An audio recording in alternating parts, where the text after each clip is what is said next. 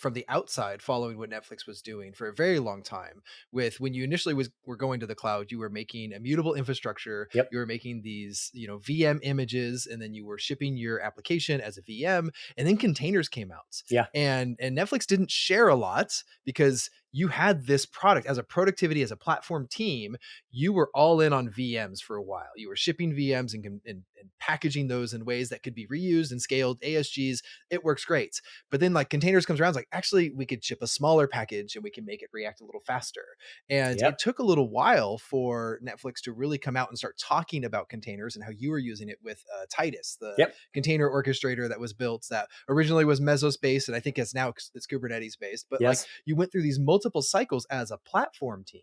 How did those migrations essentially impact what the developers were responsible for, or how much they had to know? Because that shift from on-prem to golden image VM building to container orchestration are very different environments for Yep. one platform team to kind of see it through.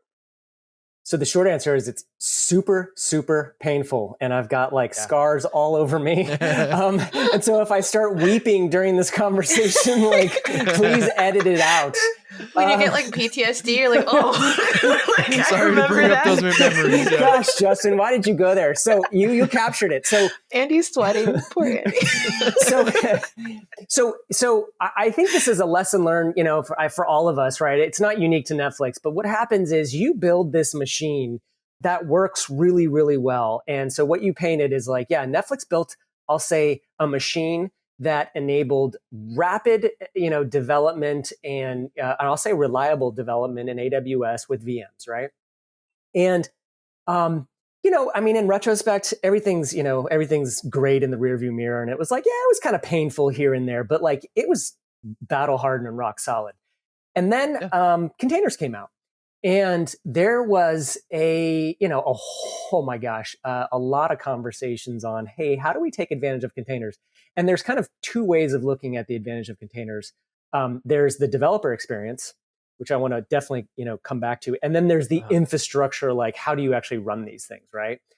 And I think it was pretty much near universal within, let's say, Netflix engineering that the developer experience with containers is just superior to what was before, right? And that was, I remember, in my early days at Netflix, firing up, services that I was working on, and it was kind of painful. Like, how do I actually test this thing and run it locally? And the fact is, you couldn't always run it locally, so you had to deploy it to the cloud and all that. And back to your point, like baking that like golden image took time. So like again, everyone talks about moving fast and breaking things. The reality is no one wants to break anything, but everyone definitely wants to move fast. And so it's like, how quickly can I add a feature and then get it in front of somebody? And that was slow compared to kind of where the company is today. And it was that whole VM based thing. So there was definitely a lot of conversations on how basically development teams could leverage containers and then deliver that quote unquote to the infrastructure, and then let the infrastructure figure out how to